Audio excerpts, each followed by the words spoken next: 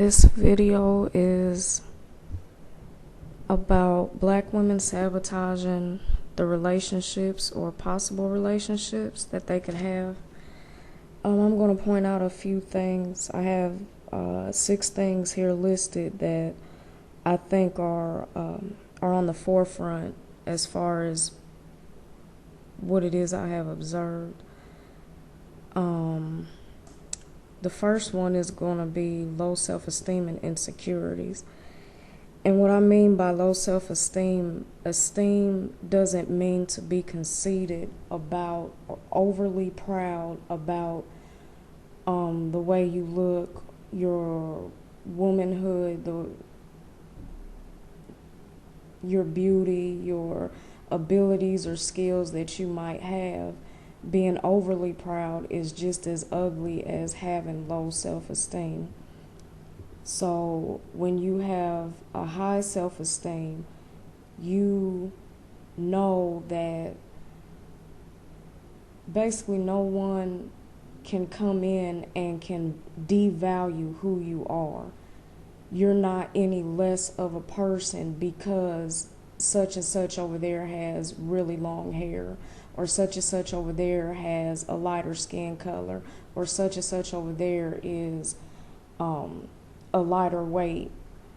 You don't devalue yourself when you have high self-esteem. When you have high self-esteem, you take care of yourself physically. You drink enough water, you exercise, you take care of yourself mentally by thinking out your situations with critical thinking. You do not enter into a relationship being overly emotional. You do not enter into a relationship holding on to the past. And to me, these are all signs of having low self-esteem when you do those things, because you're not taking care of yourself enough to say, okay, these are the areas that I might need to work on. So before I go into any major decision making, I'm going to fix these things first. Insecurities, I mean that when you are insecure, like it goes back to the beginning, most of the time us women are insecure about the way we look. There's always going to be something that we feel we need to change, always. So with that being said, if we are constantly taught that, well, not necessarily, I don't think we're directly taught. I think it's a lack of being taught how to combat the, that of course black women in the media do not fit the average black woman that's out there. And it does not mean that the average black woman is not a beautiful woman, but we don't see it on television. We don't see it on the internet. We don't see it in magazine covers or anything like that. So with that being said, women we don't have the lessons that are taught to counteract the fact that we're being told underminingly that we're not beautiful. So instead of pumping our daughters' heads up with all this, you don't have to sit there and tell them every single day that they're beautiful, but yet at the same time, you do have to give them the skills, the coping skills, the thinking to basically face the fact that in average day society, we don't fit the standards of beauty.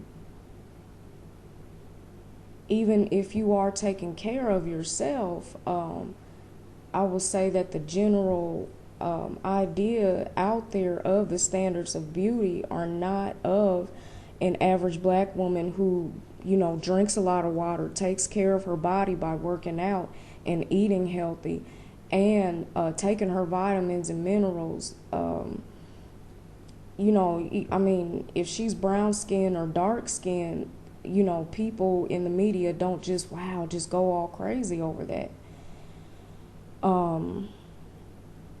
So that is one thing that I see that could possibly sabotage, that black women hold on to, that could possibly sabotage a relationship.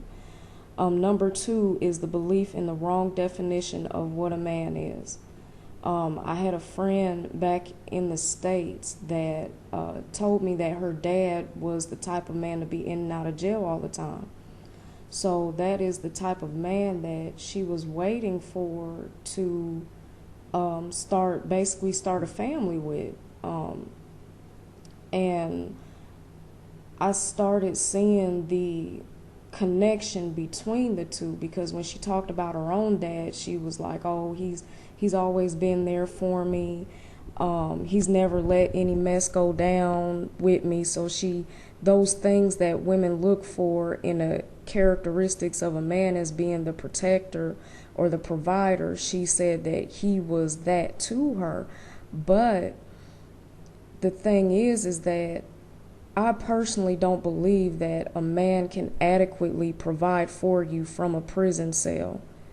He cannot adequately provide for you over the telephone.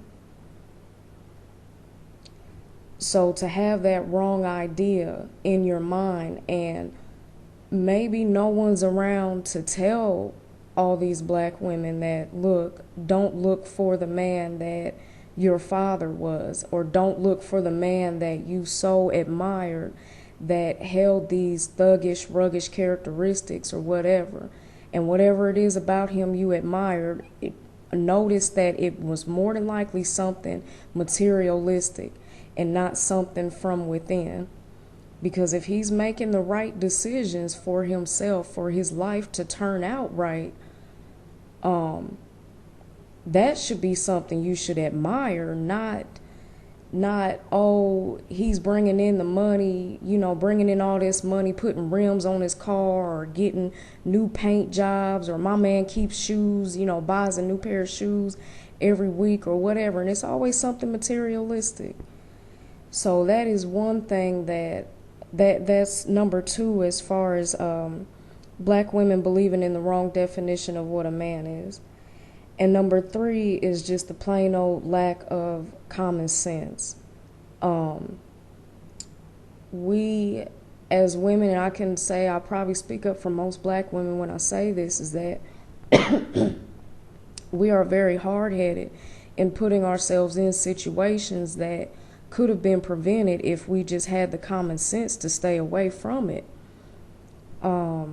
Like, for an example, if you know that there's a party going on and there's two guys there that you kind of really don't know, but you are interested in them, or whatever the situation might be. Well, what black women will do is outwardly give out way too much information about themselves from the beginning, which is, that action is just due to a lack of common sense. So you could have a variety of problems because of that. I mean, put your business out there to people. These other guys can put your business out there to people, or you can have, maybe other girls want these guys, and so instead of sitting back and watching the situation, you're jumping in head first and getting involved with these guys, and then you turn around and expect for these guys to suddenly not be ladies' men and to just be committed to you, or to just be monogamous to you. So meanwhile, you're out there fighting other women, and you're out there spreading rumors and gossiping and all that other stuff, when all those actions obviously are a sign of lack of common sense just as well.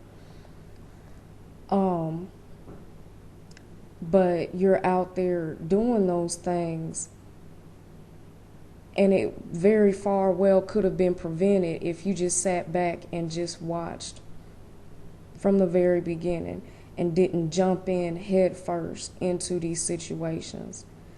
Basically, drama bugs lack a great amount of common sense. I call it drama bugs, because you are lacking the ability to have the right coping skills, number one, and number two, the common sense to keep yourself out of situations.